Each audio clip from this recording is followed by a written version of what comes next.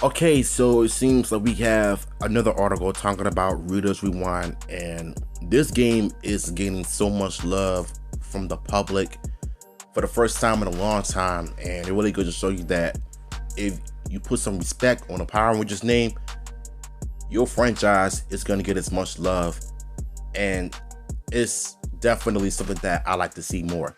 So it says, MEPR Rita's Rewind is the Power Rangers beat 'em up we've always deserved. Now, great, let's talk about it. I didn't grow up as a Power Rangers kid. I know nothing about the franchise other than that they punch really goofy looking monsters, true. That one really silly meme of the crazy lady raising out of something and laughing manically is from Power Rangers. That it gave us Johnny on Bosch and there are Zors. That's it. I mean, I don't know if he's talking about a mixer of season 1 or season 2 because Adam didn't came in until later in season 2. Just so you know. So the final points of Mighty Morphin Power Rangers Readers Rewind are lost on me. What I do understand after spending some time with it, though, is that Rita's Revenge is shaping up to be a damn fine beat 'em up that everyone can enjoy. Even if, like me, you wouldn't know who Goldar was if he slapped your ass and called you sorry. Okay, I know I'm kind of bad at reading, people's reviews, but at least I'm doing a video for y'all, so I had to give it to you. Readers Rewind Step Up is pretty easy to follow even if you don't know much about Power Rangers. Seeing in the future Robo Rita has teamed up with Rita Repulsa from the past to try and take out the Power Rangers. This time travel gimmick operates on what developed Digital Eclipse called arcade logic. It doesn't always make logical sense for some of the enemies you'll fight to beware or when they are, but it is a beat 'em up. Baby, if you're worried about the lore and something that will look right at home in your local barricade, well, my friend, you got bigger problems. That's not to say that things are thrown in there willy-nilly. Readers Rewind pulls a lot of things straight from the show, including lines of dialogues and several fun references that were completely over my head and I'm sure fans will love, but it's not here to retell that story. And that's one thing I love about this game. It's not retelling the Day of the Dumpster. It's like a continuation of the show of what happens after season 1 and season 2 and maybe season 3 because the Tangle Warriors are in the game as well. So that's what I really appreciate Hasbro for, is doing a continuation. Even if you're gonna do the reboot, I'm sure they're gonna retell Day of the Dumpster, but if you're gonna do it right. Instead, Readers Rewind is all about capturing the vibe. If you grew up in the 90s, you'll know the best part about going to the mall was dumping quarters in the arcade rally like Turtles of Time and X-Men with your buddies. True. They're classics, and there's a reason we still speak about them in hushed tones today. But Power Rangers never got its beat 'em up dudes, despite its insane popularity. Readers Rewind is here to remedy that. But it doesn't play how those games played. It plays how you remember those games playing. That means it's easy to pick up and play. You already know how to hit guys, you just have combos now. You already know how to grab and throw dudes. It just feels better.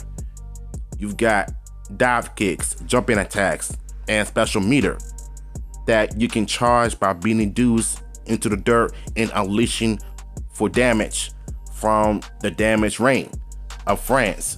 Otherwise, it's just sparkling paint, and that's not nearly as good.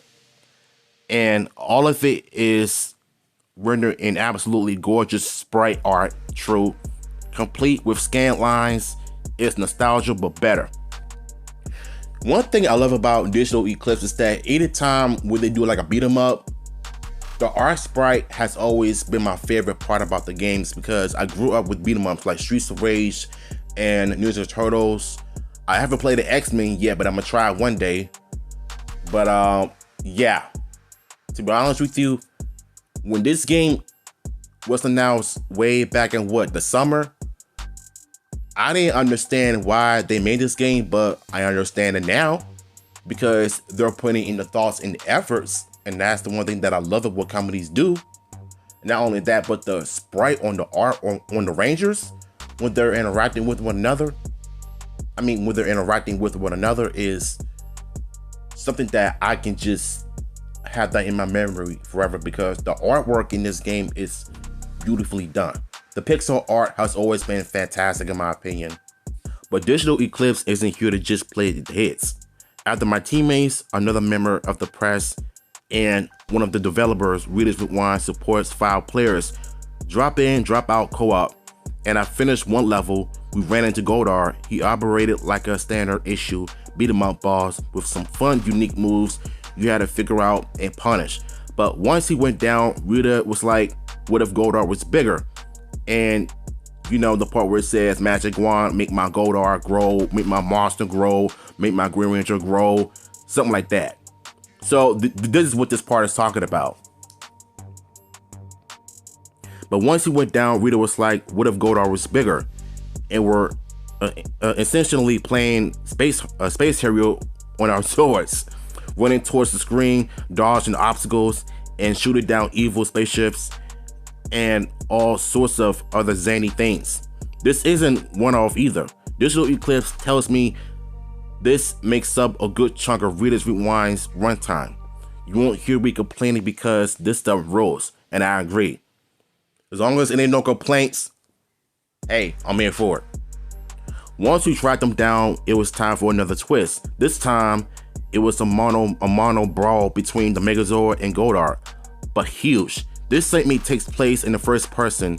You and the rest of the Rangers are in the cockpit of the Megazord, piloting your own mecha through a knockdown drag-out brawl. You're dodging fireballs and weaving through his dodging attacks, trying to land hits that will fill one of the bars to change up your power sword. Take a hit though, and one of your co-op partners swaps in.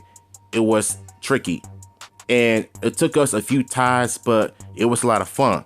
Once you get the power sword fully charged, you mash every button on your controller to deliver the co-op D-Grace. It's cool as hell, even if you don't have the Power Rangers nostalgia coursing through your veins. Now, the one thing I do have my concerns for is the first-person Megazord battle.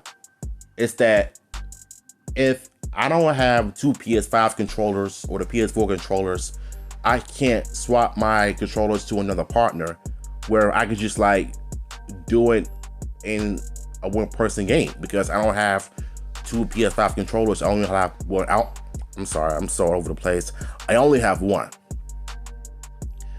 So at the same time, I think it wouldn't hurt to try it one time without a partner, since you want to have this experience on your own.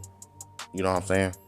Between levels, you can hit the juice bar where you could talk to other characters, and what has to be my favorite little touches, play 3 complete original arcades. Digital Eclipse built specifically for this game.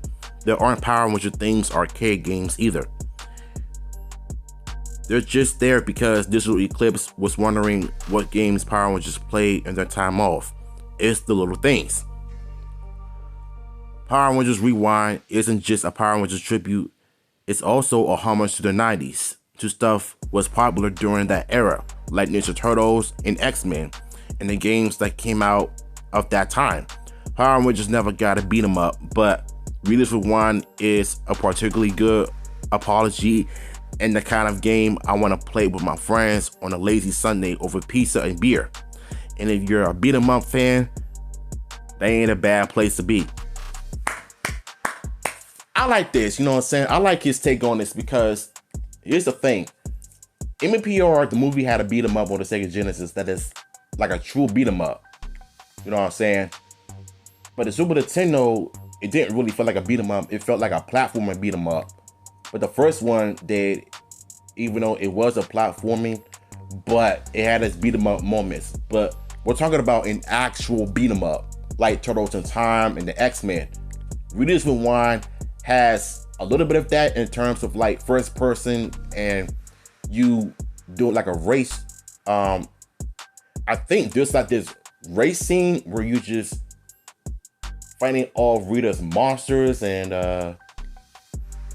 yeah, it's something like that though. But at the end of the day, this game is gonna end up being the most beloved beat 'em ups out of all of them, in my opinion. Because once this game is coming out in physical form next year, hopefully, yeah, you can rest assured I will be picking up this game and I will be playing it with y'all. So yeah, what are your thoughts on this article? Link to be down below. I'm out.